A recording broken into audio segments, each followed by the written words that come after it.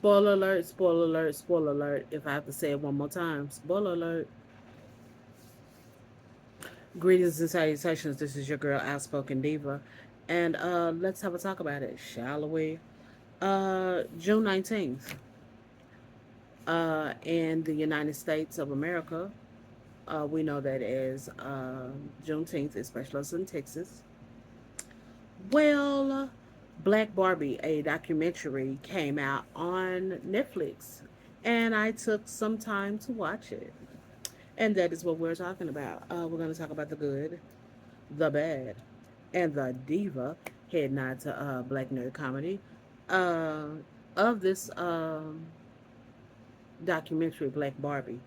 Uh, Black Barbie is the untold story of the first Black Barbie doll and the role that the trailblazing Black women at Mattel played at getting a doll to look like them.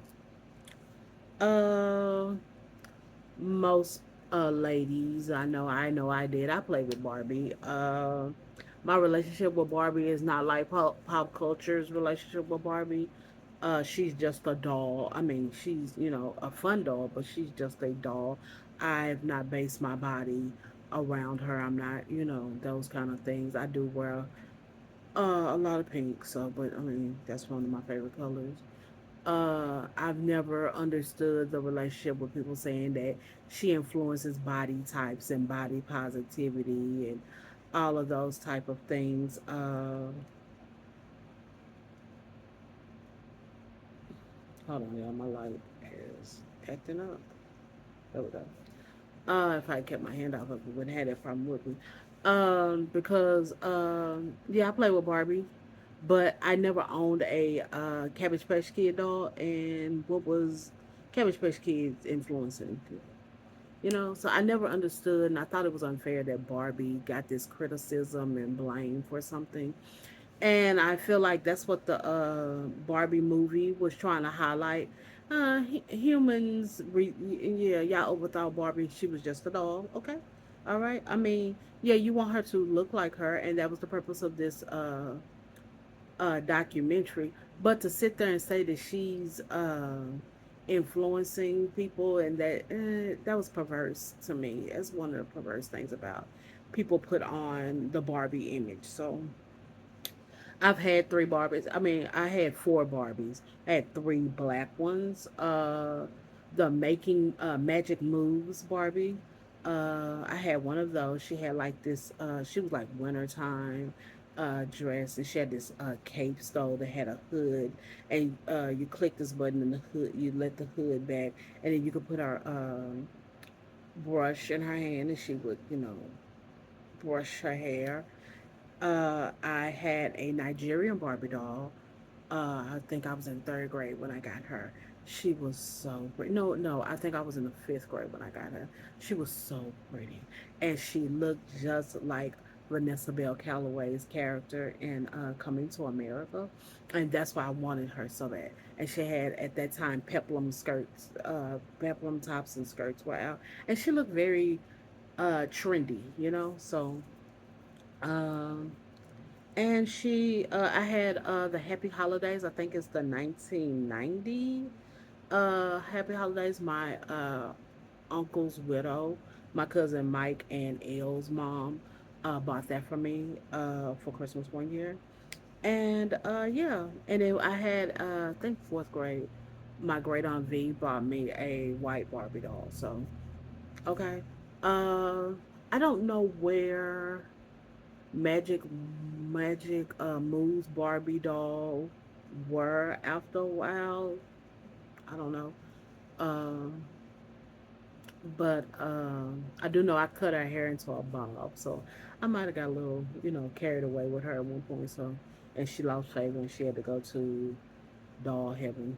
But I know my Barbie dolls. I'm a little church girl, so we played church with them. With Ace McLeod of the Centurions and all of them. So we had that. I have that experience. And then after a while, my Barbies became soap opera Characters. Nigerian Barbie and Happy Holidays, Barbie. They become Drusilla and Olivia of Young and the Restless. White Barbie becomes Nina because I like those characters on Young and the Restless. And I had an MC Hammer doll. I sure did have an MC Hammer doll, and he becomes Neil on there. Malcolm was not around yet, so yeah, that's how I used to play with my Barbie. So or yeah, those kind of things. So as for the good, let's talk about it. Let's get into it. The famous faces. You have Shonda Rhimes. She is producer of this show, so of course Shonda Rhimes. Uh, Misty Copeland and Ibtihaj Muhammad, who is an Olympic fencer. Um, they all have Barbies made of them, no, made after their likeness. So they have those. And then you have famous faces like Gabourey Sidibe and Maxine Waters. So it is good to see and hear about their relationships and stories of Black Barbie. Uh, I told you, I don't know if I mentioned it. We go through the history of Black Barbie because it starts with Barbie's friends, Christy and Francine, but they are Barbie's friends. Okay, they are still sidekicks. You get through, and then we find out, in 1980, I'm a toddler. I did not know. I knew there is this. I know the story that, oh yeah, when they finally, make Barbie black, but for some odd reason, I thought that was like somewhere before my time. I was actually a toddler when this has happened. So, there was a small portion of my life that Barbie was only black. I mean, was only white. So we go through the history, and they bring up the '90s friends of Barbie, Shawnee and Friends, and I do remember Shawnee and Friends because Shawnee and Friends. I was too old to get dolls and stuff by the time, or it is thought to be, or maybe I wasn't interested in them. But I remember Shawnee and Friends because my cousins Cha Cha and Chloe were little girls. No, no, little girls, and Shawnee and Friends came in different skin tones for black people. There was the, you know, light skin, brown skin, and dark skin. So, they wanted to make sure they had fashion dolls that look like, skin tone representatives. So yeah, I remember Shawnee and Friends. So uh Haley Marie Norman, she is an actress. I remember her on Hello Cupid, but she was one of the children in commercials that played with Barbie.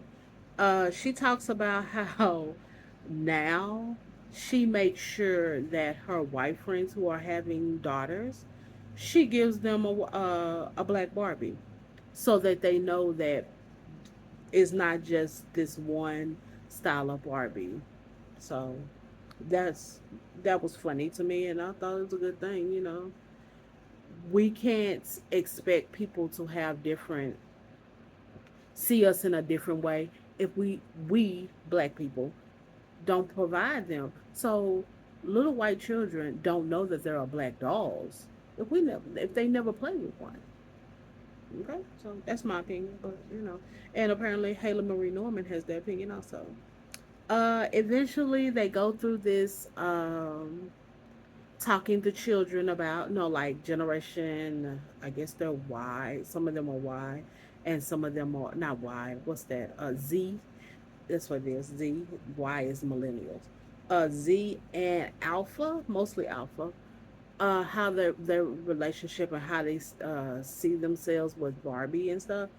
And interestingly enough, they have more than just black children to talk about this, and I thought that was a good thing. We'll get to that in a minute, but yeah.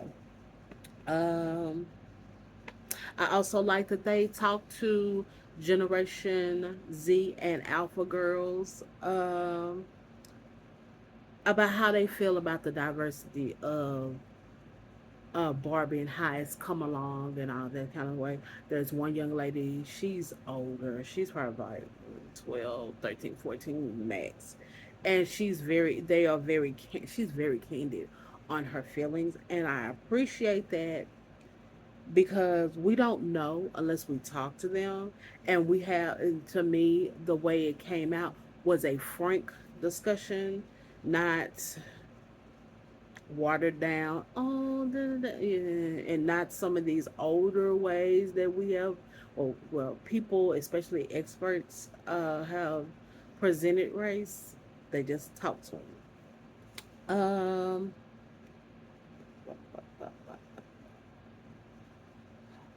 So yeah. All right, let's talk about the bad. This is me. This is me. This is me. I wanted to hear about the mindset of the white workers when Christy, Francine, and Black Barbie were introduced. The workers, they having to make this doll. I would have loved to hear that. Okay. Because it can't just all be sprinkles and joy joy. Yeah, you see the gaslighting. You hear about the gaslighting. Oh, we'll get around to it and that kind of stuff. You heard about that, but we don't hear about the murmurs, on the production lines and stuff like that. I would have enjoyed that. The 40th anniversary Barbie, Black Barbie doll. The designer is a white man. Well, was a white man. The 2020 uh, Barbie was a white man. What happened to all the black designers? Now we can talk about, STEM and all of those, those kind of stuff, and pushing young ladies and all that kind of stuff. All right, robotics is cute. Who's we talking about designing and stuff. I know my sister went to a high school where they have different cluster, magnets, career clusters. I also went to one too, but I didn't go to that particular and school. And hers was in fashion, and she learned design and fashion buying and all that kind of stuff. Who's teaching? Are they introducing doll making? We talking about STEM at these STEM camps. I know my church has one. Is doll making in that? It's just something to think about. Okay, because at Mattel in 2020 there were no black doll designers, so this white guy had to. I mean, he consulted the past, but still the aesthetics of it. All right, let's talk about something. Race experiments with dolls. I'm so sick and tired of those. Just luckily, I was not. I didn't. I mean, I had learned about these things because they go way back. Okay, on you finding out how the esteem of black children and how they view themselves. It's old and dated, and I really wish we would have conversations with children about race without using their toys. Because again, after a while, as perverse as the conversation is, y'all bastardized it. Uh, Barbie gets a criticism. I can't say she doesn't deserve, but Barbie gets a criticism again, body image and things of that nature. If y'all quit talking to them with dolls like they're slow and just have conversations with them, you know, nobody looks like Barbie. We stopped telling people that Barbie was this echelon of person. This is what peak body images and stuff. You wouldn't have people trying to rearrange their bodies to look like Barbie. Okay. And when we talk about race, again, uh we're still doing this. It's shown in there. I mean, just luckily, I mean, because we have diverse Barbie dolls, that but and luckily we had some other races of children that they were like, I guess this one looks like me, because these children don't think that they look like Barbie anyway, and then we have to change the discourse in the conversation. Okay. All right, let's talk about the diva. This is gonna be my favorite part, and yeah, the designer of the Black Barbie doll.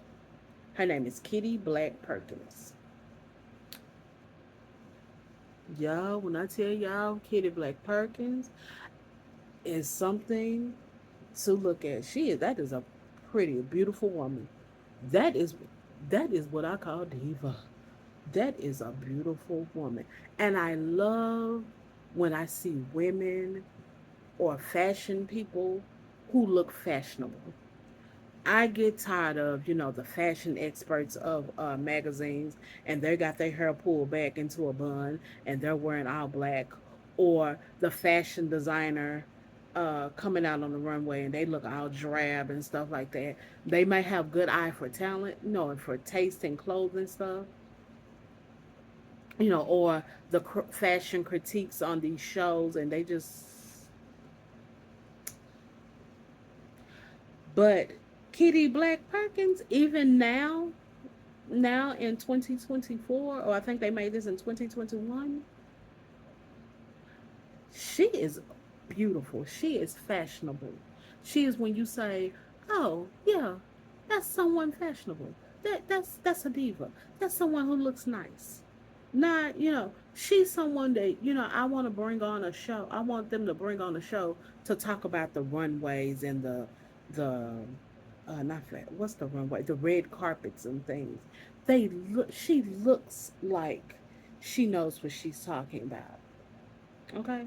And I mean, I don't mean there's no slight to people who, don't look, they just look plain. I hate to call them plain, but you just wear all black and your hair pulled back and no makeup, or you just have on glossy lips and stuff. I mean, I'm not saying you don't look fashionable, but look like the part sometimes. Kitty Black Perkins looks like the part. Okay, I'm just saying.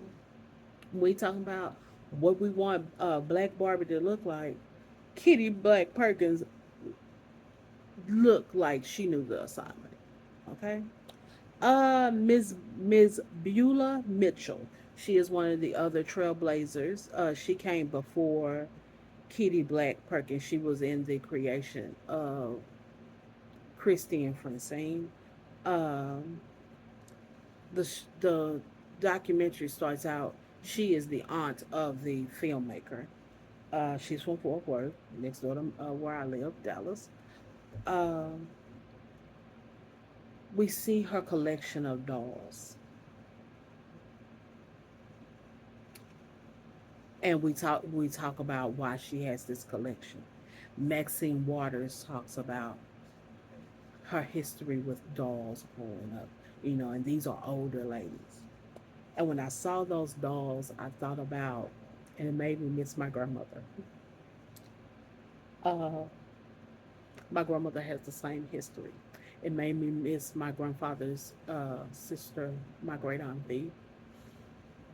Uh, and then it made me think about other people, older ladies. I know a lady my grandmother of a former friend. She had a china cabinet and it had nothing but dolls in it. There's a time in our history, our black history, and our personal black histories, where dolls don't look like us. They're not black. And because my grandmother was born during the Great Depression, my great aunt V was born before the Great Depression. She was 10, like a young girl during those times. People didn't have a lot of money, not just black people, period, didn't have a lot of money. So when they get these dolls, and Maxine Water talks about, when you get these dolls and stuff, and you take good care of them and stuff like that. And of course, they didn't. It's when you come from, my grandmother was the oldest daughter of 9. My great aunt V, she has a sister, but it's a bunch of boys. My grandfather is the youngest, is the baby. I think it's like 9 or 11 of them. I can't remember. Nine. I think it's 7 or 9. The numbers is not coming to me right now. Uh, and they talk about, when you listen to women talk, they didn't have a lot of money. So when they got a baby doll, they held on to them. So once they got grown, no adults, and I know my grandmother, she was an adult and she had enough money and stuff. Yes, We tease my grandmother. Oh my God, we still have dolls that beautiful dolls. Some of them are expensive, some of them are not. You know, great. My great aunt V, they talk about how like dolls that my mom and my aunts would have, and they would be switching out their toys and stuff, and she would get the dolls and wash them up. And yeah, her home. I remember her bedroom. She had a bedroom with nothing but dolls, nothing but dolls. She had a friend who had made dolls, Cabbage Patch Kid dolls. That's my Cabbage Patch Kid doll was a made. It was not the original, those authentic ones. She had one of those made for her also. Uh, that part made me. I really did. I love that because it talks about how we've come a long way. And again, I know that story, of older women who, when they got older, they bought dolls that looked like them, may not look like them, bears and all those kind of toys and stuff because there was a time they couldn't get that. And I appreciate that, especially when Maxine Waters got to telling her story. I was like, oh my gosh, I know this story. This is like a universal story, universal black story in the United States. So yeah. Um, Gabourey Sidibe. I appreciate her. There are times I swear me and Gabourey Sidibe are friends in another life somewhere. But when she was like, "Can I see the first black Barbie doll?" and they showed the first black Barbie doll. Maybe I'll show her here. Yeah, I'm gonna show her here. And she's like, "Oh yeah, I remember that doll. She looks like it's something about her that always reminded me of Diana Ross." Yeah, that is what Black Barbie has always looked like to me. Was from the first iteration to even Happy Holidays when I got one in the 90s, in 1990. There is something about her that gives me Diana Ross. And I don't know. I mean, there are other glamorous singers and stuff, Patti LaBelle and uh, uh, Gladys Knight and Dionne Warwick and all those ladies, but there is something about Barbie. There is something about Barbie that looks like Diana Ross, and I appreciate it. Gabrielle Sidibe, that is very diva, very outspoken diva. To think, I was like, okay, so it's not just me that feels that way. So, all in all, Black Barbie, is a good documentary. I totally recommend. 10 out of 10. I recommend.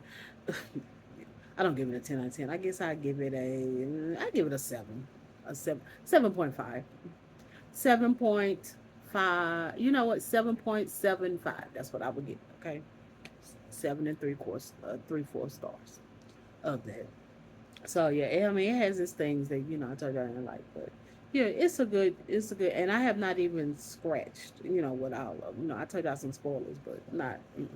Y'all need to watch this documentary. So yeah, when you get a chance, sit down and pull up your Netflix account and watch Black Barbie. If you have watched Black Barbie, did you like it? How'd you feel about it? Did you play with Barbie? Have you watched the Barbie movie? And how did you take understood the Barbie movie? Um, so yeah. Other than that, did you get a Black Barbie? Okay. So yeah. So yeah, I'm just rambling at this point. So yeah. Other than that, talking to you in adult terms.